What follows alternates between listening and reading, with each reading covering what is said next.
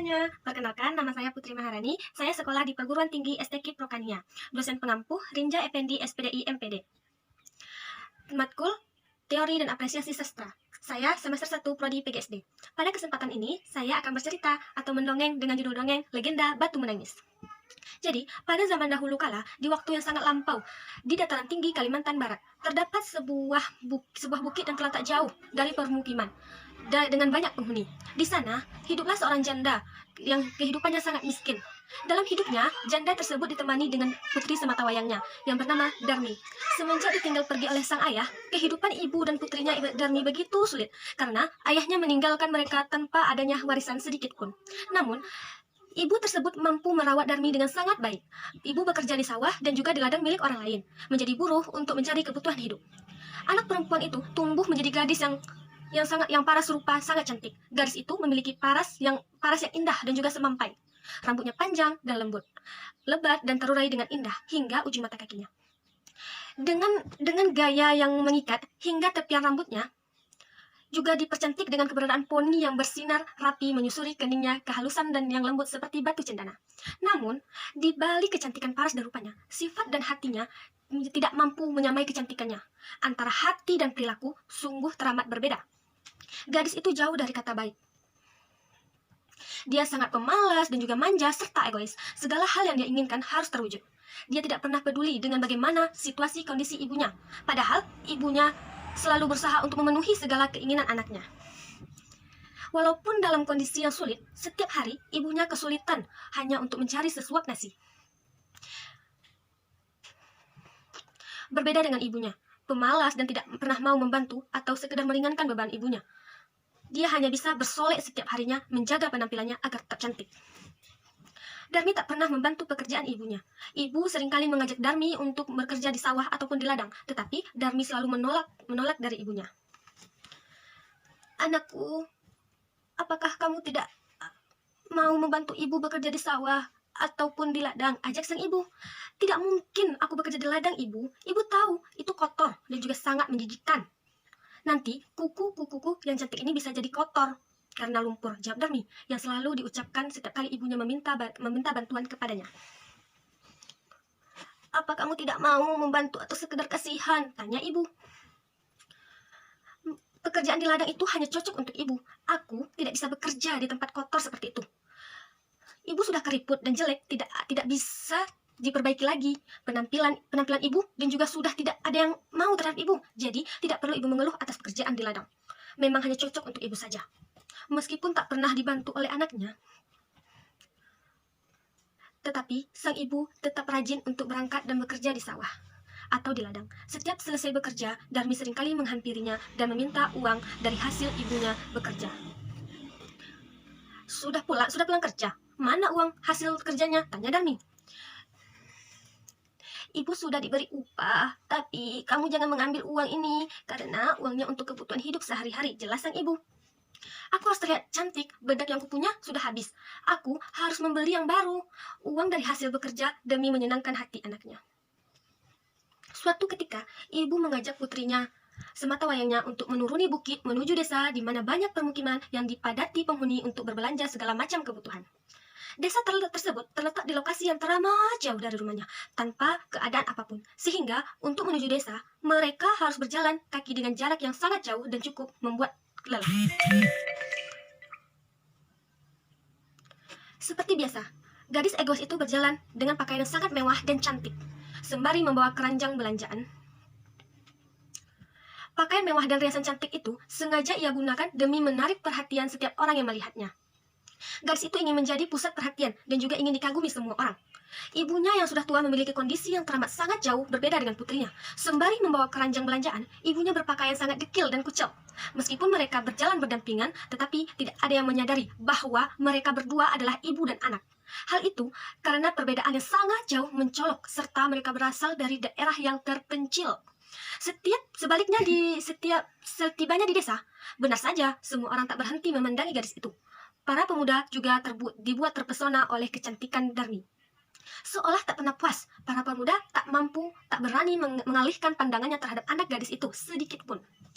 Namun, dengan kehadiran ibunya yang berpakaian dekil dan kucil, semua orang bertanya-tanya, siapa gerangan perempuan yang mengikuti gadis cantik tersebut? Di tengah kerumunan, gadis itu menjadi pusat perhatian para pemuda, hingga akhirnya ada seorang pemuda yang datang menghampiri dan memberanikan diri untuk menyapa gadis cantik itu. Wahai gadis cantik, siapakah gerangan perempuan yang berjalan di belakangmu mengikuti sepanjang perjalanan? Apakah dia ibumu? Tanya pemuda tersebut. Gadis itu dengan tatapan kesal memperbaiki posisi berdiri dengan gaya angkuh dan menjawab, bukan, tegasnya. Dengan begitu sombong, sudah jelas tak perlu ditanya, perempuan ini adalah pembantuku. Bagaikan disambar petir, perasaan sang ibu begitu terluka dan sakit, tetapi sang ibu berusaha untuk menahannya dari segala luka yang diberikan anaknya itu.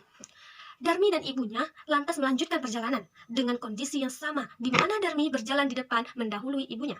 Tak lama kemudian, ada seorang pemuda menyapa Darmi sembari menggoda gadis itu. Hai gadis manis, siapa gerangan perempuan yang berada di belakangmu? Apa dia ibumu? Tanya pemuda itu.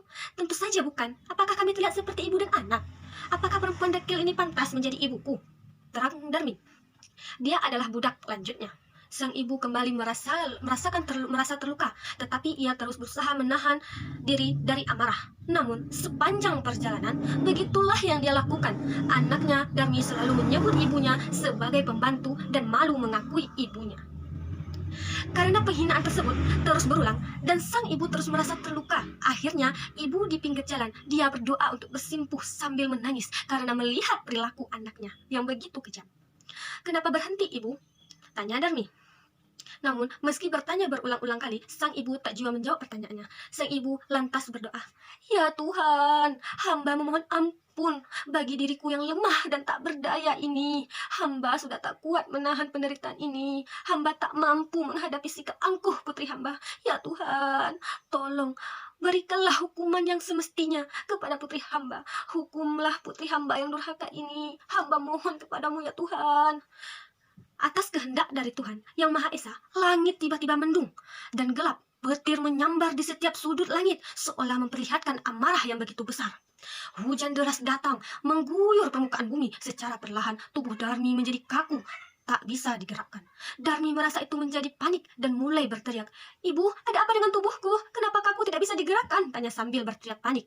Sang ibu menjawab pertanyaan itu dan melihat bagaimana tubuh anaknya perlahan mengeras.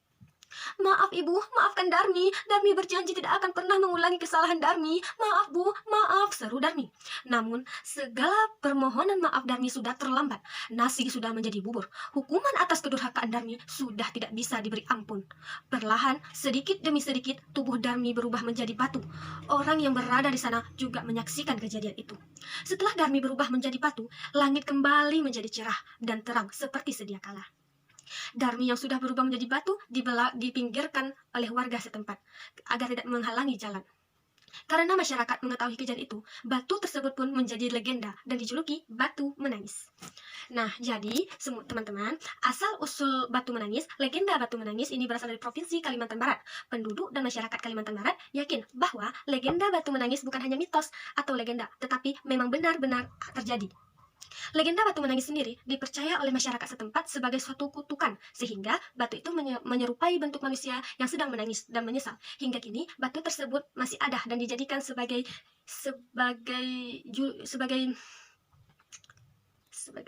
legenda. Nah, jadi pesan moral dari legenda batu menangis yaitu yang pertama, pentingnya menjaga dan menghormati orang tua. Seorang anak harus menghormati dan menjaga orang tua. Karena berkat orang tua, seorang anak harus selalu menghormati dan menjaga orang tua. Karena berkat orang tua, kita bisa hidup di dunia dan menjalani kehidupan. Tanpa orang tua, kita tidak akan bisa tumbuh menjadi dengan baik dan kita tidak akan bisa memenuhi kebutuhan hidup. Oleh karena itu, menyadari peran seorang orang tua begitu besar dalam kehidupan kita adalah suatu hal penting yang harus kita miliki di dunia ini. Yang kedua, yaitu kesuksesan bergantung pada doa orang tua. Dari legenda batu menangis, kita diberikan pelajaran bahwa doa orang tua adalah penting dari kehidupan. Kesuksesan yang kita capai tidak akan lepas dari doa orang tua. Dengan demikian, memohon doa dari orang tua ketika hendak melakukan sesuatu. Yang ketiga, yaitu jangan menyakiti perasaan orang tua. Meskipun orang tua kita menyayangi kita dengan tulus, meskipun orang tua selalu memaafkan segala kesalahan yang sudah kita buat, hal itu tidak bisa dijadikan alasan untuk kita berbuat seenaknya kepada orang tua. Perasaan orang tua kita tulus, tetap harus dijaga. Jangan pernah menyanggah perkataannya dengan nada yang membentak. Berusahalah bersikap lembut terhadap orang tua. Berdiskusilah dengan orang tua dengan kepala dingin jika sedang mengalami perbedaan pendapat. Nah, yang keempat, meski dalam keadaan susah, tetap harus menghargai orang tua. Kita tidak akan pernah bisa memilih orang tua memilih untuk bisa dilahirkan dari orang tua yang seperti apa. Mungkin kita tidak terlalu beruntung sehingga dilahirkan orang tua yang kaya, namun yang tidak kaya. Namun hal itu perlu diketahui adalah kebahagiaan bukan hanya tentang harta saja. Memiliki hati yang selalu bersyukur dengan apapun keadaan yang kamu miliki. Yang kelima, doa ibu adalah kehendak Tuhan. Doa ibu bukan hanya mengantarkan kita pada kesuksesan, tetapi juga menjadi bumerang bagi kehidupan kita. Sama halnya dengan Darmi yang mendapatkan hukuman akibat doa dari ibunya. Jika kita didoakan untuk diberikan hukuman oleh ibu, maka tidak menutup kemungkinan kita bisa bernasib sama dengan Darmi. Dan yang keenam, yaitu kecantikan bukan hanya tentang rupa. Hikmah selanjutnya yang juga penting adalah menyadari bahwa cantik itu bukan hanya tentang cantik wajah, cantik hati atau cantik dari dalam diri, itu harus diperhatikan juga. Hati yang baik harus dimiliki oleh setiap orang lain. Dengan kata lain, jangan terlalu terobsesi dengan standar kecantikan yang ditetapkan oleh Yang Maha Kuasa. Darmi selalu berusaha untuk terlihat cantik tanpa melihat kondisi keuangannya. Hal ini menyulitkan kehidupan dirinya dan juga ibunya, hanya demi memenuhi standar kecantikan pada umumnya. Hal yang perlu diingat oleh diri kita adalah semua orang akan cantik dengan caranya sendiri. Selain itu, menjadi cantik dari dalam diri dan dari hati jauh lebih penting daripada sekedar menjadi cantik karena wajah saja. Mungkin ya, itulah pesan moral yang terdapat dari cerita Batu Menangis. Jadi hanya itu yang dapat saya sampaikan. Semoga cerita di atas dan pesan moral tersebut dapat bermanfaat untuk kita semua. Saya Putri Maharani, wassalam.